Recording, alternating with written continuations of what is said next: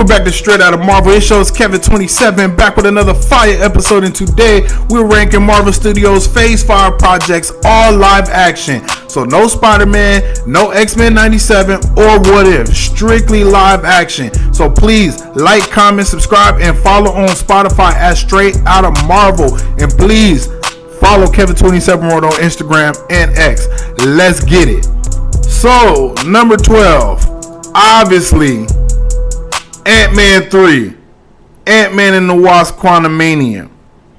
Obviously, this movie was so bad, it left a stench on the rest of Phase 5, and I can smell it from here. What the fuck is that smell? Maybe it was the lack of friends from Ant-Man 1 and 2, or the total butcher of Kang. And obviously, the ants defeating Kang the Conqueror when he was supposed to be the next Thanos was ridiculous. Also, the recasting of Cassie, huge mistake. The fans did not receive her well. The movie was so bad it sent Michael Douglas and Evangeline Lilly into retirement. Honestly, the only saving grace from the movie was its post-credit scene. And that turned out to be trash and a waste because of Jonathan Majors' legal drama. So thanks, Jonathan. So yeah, definitely number 12, Ant-Man. Number 11, Echo. Now, I don't have a problem with Echo other than connectivity. I just didn't feel connected with the whole ASL stuff. I tried. Maybe it's the actress. I'm not sure. But everyone deserves representation, and that includes deaf people. But it's just not an interesting watch for a full series for me. The best part about the show was Daredevil pulling up, kicking names, and taking ass. Or it would have been a total snoozer. Wasn't a bad show by any means, but Vincent D'Onofrio definitely carries, and everything else is just meh. You know, so shout out to Maya, man. I like the show. It was cool, but definitely seen better. Definitely should have been better, but who knows? Maybe that's just the best you can do with that type of situation. So, moving on to the top 10. Number 10, Secret Invasion. So, this show started off hot to me, killing Maria Hill in the first episode. But speaking of hills, it was all downhill from there. So, every cliffhanger was a death, which I enjoyed. But then we get that god-awful finale with that god-awful CGI, and having to look at Samuel L. Jackson make out with that hideous alien. I was disgusted then. I'm disgusted now. You know, probably the worst ending of all Marvel Studios shows outside of She-Hulk. And you know how to get a She-Hulk dig in there. Then the nerve to move on to the Marvels like nothing happened, where there were other Skrulls on different planets that weren't just Earth. So that just made the show even more trash. Just a waste of time. We didn't need that. The best thing about Skrulls is they was able to mention it in Daredevil. Like, that was the best thing about Skrulls. So, moving on. Number 9. It was Agatha all along. So this was a surprise hit for me because I didn't see the need for this show because it was so far after WandaVision. And I was like, she had a good song and she had a great moment. And I killed Sparky too. All right, did she need her own show? And I'm glad because I was sold within the first 2 episodes. So from the song to the Witch's Road to the puzzles that need to be figured out on the Witch's Road, I really enjoyed myself. My biggest critique was that it just wasn't scary or creepy enough for a Halloween release. And they didn't need to kill the old lady like that. And they killed her first. Like, damn, they killed her, what was it, the first of the second episode? That was ridiculous. But honestly, the whole thing about it was released like right around Halloween, and then for it to just not feel Halloween-y, besides them being witches, So, you know, that's why it got to be at number 9. But it was a good watch though. Number 8, Ironheart. Ironheart was good for me. 70% on the straight out of Marvel meter. I didn't think it was any bad episodes, but there weren't any great episodes, if that makes sense. You know what I mean? Like, I honestly wish they would have gotten into the magic sooner. And the action, I would have liked more action in the suit. But I love the scene where Riri doesn't have the suit and has to improvise. It's honestly my favorite of the series. It was her Iron Man 3 moment, and I felt like she delivered in a major way. And also, the finale suit, incredible. Hope to see more of it. Number 7, Captain America, Brave New World. So I was very excited to see this movie. First Black American superhero to grace the big screen in a solo project for Marvel Studios, and I thought they stuck the landing. My biggest critique of the movie is they just tried to make a Captain America movie. I think they should have leaned in way more to Sam's blackness and somehow tied that in without pandering. Plus, Sam having no personal life outside of Isaiah, cringe to me. And, you know, it's my least favorite part of the movie. I would have liked to have seen him make a call to a girlfriend or something. You know, just something. What they did is just, my favorite part, obviously, is him on Celestial Island when he's just in his glory, in his Captain America glory, killing it. And I don't get everyone's critique of they shouldn't have showed Red Hulk. Completely disagree. And he wasn't the villain of the movie. And because I knew the Red Hulk was coming when they were on Celestial Island and he was about to turn, I was like, oh snap, he about to go crazy. He about to go crazy, but he didn't go crazy. He tamed it. So, you know, I can't really be mad at that. Just me personally. Completely disagree with that. And he wasn't the villain in the movie. I like Samuel Stearns, and he had every right to do what he did. My type of villain. My man said, don't you know I was already the hero, or I was always the hero, something like that. It was fire. Number 6, Guardians of the Galaxy 3. Yes, I'm shocked it didn't make the top 5, but for whatever reason, this movie hasn't stuck with me since I've done its ultimate review. I love the premise of it, but I think the ending was weak, especially for James Gunn. Big finale of the MCU. No important deaths. Everyone just splits at the end on some pseudo happy ending. That's not good storytelling to me. It's more fairy tale-ish. Maybe he just didn't want to kill off an important character that Marvel could use in the future. Maybe he was trying to look out, you know, unlike my man's, unlike Ryan Coogler, man, killing off Queen Mother. You know what I mean? But it's how I feel about it. Like, best thing about this movie is his villain, the High Evolutionary. He was great. Every scene he was in, it was a stiller. He really made me feel like he was like that crazy narcissistic type of person. And even though I'm not a big animal guy, so the torturing of the animals, while it gave me emotion, just not enough to stick. I've seen 12 Years a Slave, so animal abuse, not that big of a deal. My biggest gripe of the movie, to be honest though, is Gamora. She just feels out of place, and she shouldn't have been in the film. Waste of screen time, to be honest. Like, honestly. Like, it feels like James Gunn didn't want her to die in Infinity War, and Marvel was like, that has to happen. So he's like, well, I'm gonna just bring her back in Guardians 3. And no, it wasn't good. Okay, number 5. We get into the top 5. So before we get there, man, make sure you like, comment, subscribe on this video. If you are watching on Spotify, please give a 5-star rating and follow on my profile. I would appreciate it. We've been getting like followers every week, so I'm appreciating the love out there. If you are on Apple, you already know, man. Spread the word, 5-star rating. And if you're on Apple, man, come over to Spotify and watch the video. Watch the video, man.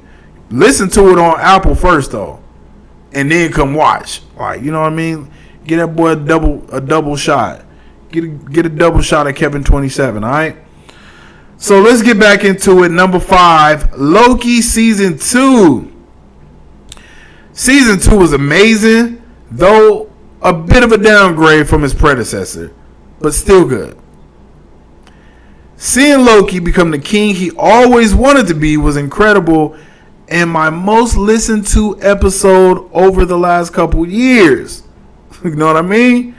Ching, ching, ching. Shout out to Ouroboros. Great addition to the cast. Mr. from Everything All at Once or whatever.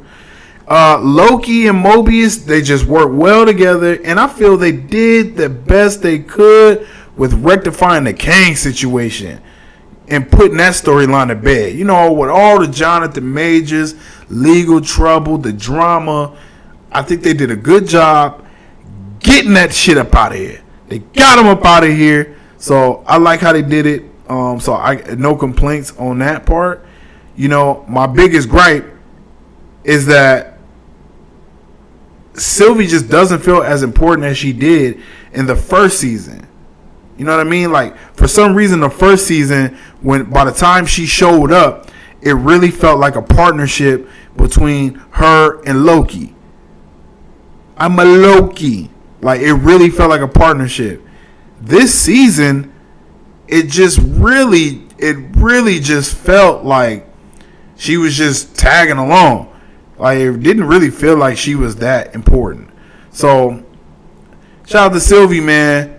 But that was my biggest gripe, you know. And then also another gripe. It just shows how well Jonathan Majors was as He Who Remains from season 1, and then Victor Timely from season 2, and equally as bad as Kang in Quantumania. Like, honestly, equally as bad. And I blame writing for that, but hey, he wasn't Thanos nor close to it. Fun ride. I can't wait to see where the God of Stories ends up next. And just another note on that Jonathan Majors part, I just say he was a bad Kang because I can't really remember anything he said. Like, besides, I am Kang. Like, that was all he said that was memorable. Other than that, like, he just didn't have any great lines. So I don't know if that's writing or if that's just bad improvising. But he did not have it as Kang the Conqueror. Like, as more I watched it, I was like, I could probably see why Marvel was like, yeah, you know, we probably should move on from this. You know, because I don't think he sold the Kang thing as well. As He Who Remains, great. Victor Timely, great. He Who Remains, or Kang, no way. So, can't wait to see where the God of Story ends up next. Number 4, The Marvels. Yes, you know I had to go there. You know, yes, it's the lowest box office entry in the MCU, but still one of my favorite films in the MCU, especially from Phase 5. The messed up thing about the MCU these days is that there's no room for fun because that's what The Marvels is. From Kamala's opening scene in her fantasy notebook to the workout switching montage, I had a blast. My biggest gripe of the movie was it was too short, but they packed everything in nicely. Directed by Nia DaCosta, I hate the hand she was dealt.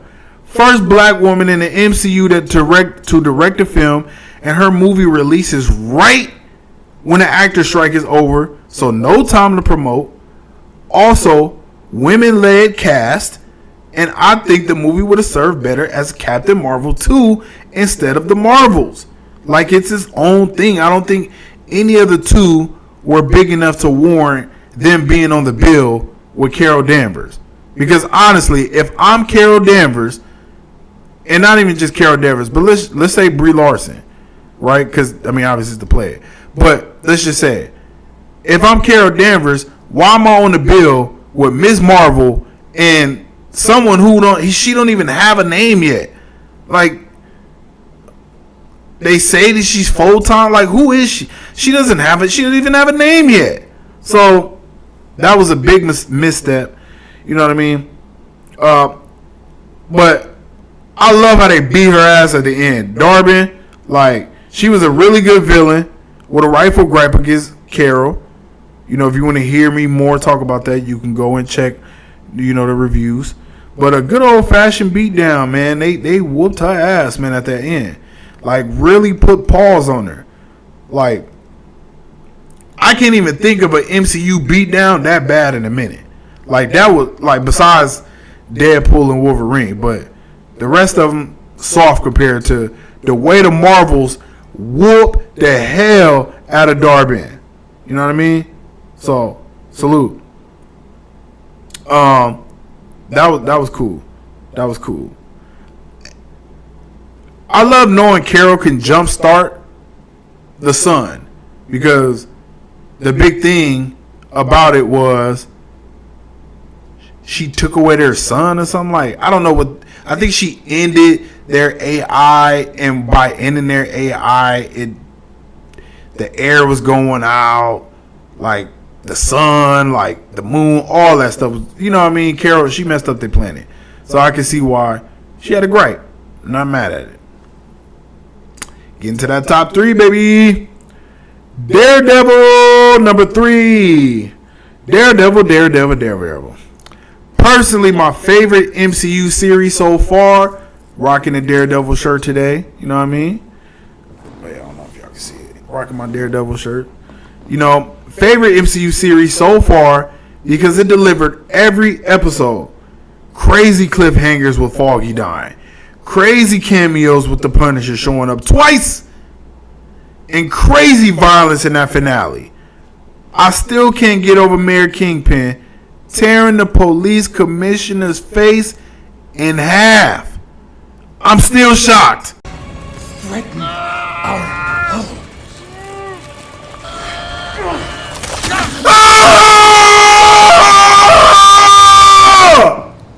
Yo, Fisk! What the f***? Oh my god! What?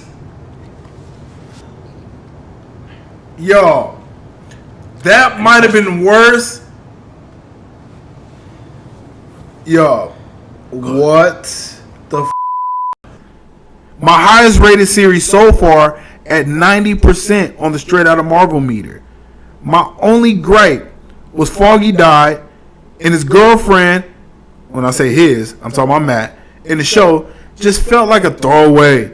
Didn't feel like they did a good job with building those side characters, because the one that they did a good job with building, he took a bullet to the head. So, I still think it was amazing. Can't wait for season 2. And that finale,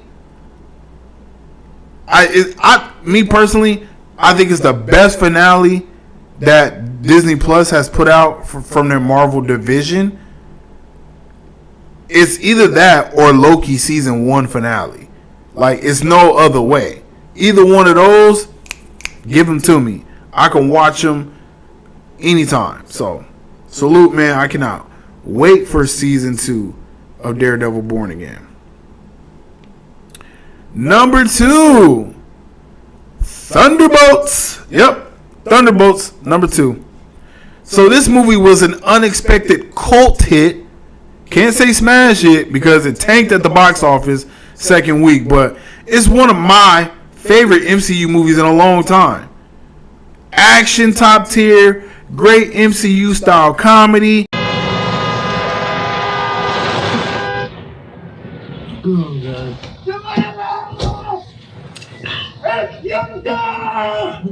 Don't going alone! Valentina's gonna burn you alive! And then it tugs on your heartstrings at the end when we go into the void and explore Bob's trauma. Almost shed a thug tear when Yelena says, "You're not alone anymore." Like, oh. And then the twist of them becoming the Avengers was one I didn't expect and one I didn't expect to love, but I do. I can see the new Avengers film starting off with them having some sort of clash with Sam before working together to defeat Doctor Doom, and I cannot wait. Okay, honestly, Thunderbolts, super fire. I would love. I'm not gonna go see it again, but I can't wait to come out on Disney Plus so we could do the ultimate review. I'm thinking about buying the Blu-ray, because it's so hard. It's like you want to buy the digital version, right? But then it's like, well, why buy the digital version if you could just wait to buy the Blu-ray? So that's what I'm gonna do. I'm just wait to buy the Blu-ray. If I buy it, if not, we'll catch it on streaming, y'all. Okay, number 1. We hit that top spot, y'all. Deadpool and Wolverine. I feel like it's obviously the number 1 movie, film, television series of this phase. I mean, I believe it's the only one to go triple platinum, right? It went diamond, essentially, hitting $1 billion at the box office. And I mean, and it's not just about the way it performed, but for me, honestly, it's one of the funniest films I've seen in a long time, and it would be in my top 10 comedies of all time. Like, I never laughed. I can't remember even going to a movie and laughing so much, so hard every time I watched it. So I really love Deadpool and Wolverine, man. It seemed like Ryan Reynolds is the only one comfortable making that 2000 style of comedy, and I appreciate him for it. So, and the way Wolverine was brought into the movie, I thought was brilliant. I thought it was brilliant. You know, let's not sully that Wolverine from, you know, whatever, the Fox universe. Let's go get some different Wolverine that no one knows, but it's still Hugh Jackman, and he can still just be Wolverine, but just a Wolverine from a different universe. Like, incredible. Like, I think it's good that they did it like that, and I love that they did it like that. So, yep, thought it was brilliant. Cameo department was covered, bringing in X-23, Gambit, Johnny Storm, played by Chris Evans, and none other than Wesley fucking Snipes as Blade. I mean, holy man. I mean, my biggest gripe was that it didn't land Deadpool into the MCU, but I'm fine with it, because I've said Marvel needs to do this and keep some characters in their own universe. Hoping they do it with Fantastic Four, but it seems unlikely considering the post-credit scene that we got from Thunderbolts. So who knows? But yeah, Deadpool and Wolverine, all in all, best project of Phase 5. And that says a lot, because the top 5 was crazy. Like, the top 5 is crazy. Deadpool and Wolverine, Thunderbolts, Daredevil, for me, the Marvels. And then Loki season 2, that's a crazy top 5. For me, at least. I don't know how y'all feel about it, you know. So, but I really like Deadpool and Wolverine. Glad that it's on the list. I mean, bro, that part when my man's walking out, when he put the cowl on and they stand there, I was like, oh, bro, like just aura farming, bro, like aura farming. So yeah, Deadpool and Wolverine number 1, man, for sure. So, what did you think of the list? Anything too high or too low? Let me know in the comments. It's your host, Kevin27. Believe until you make believers, and I'll see you on the next one. You saved the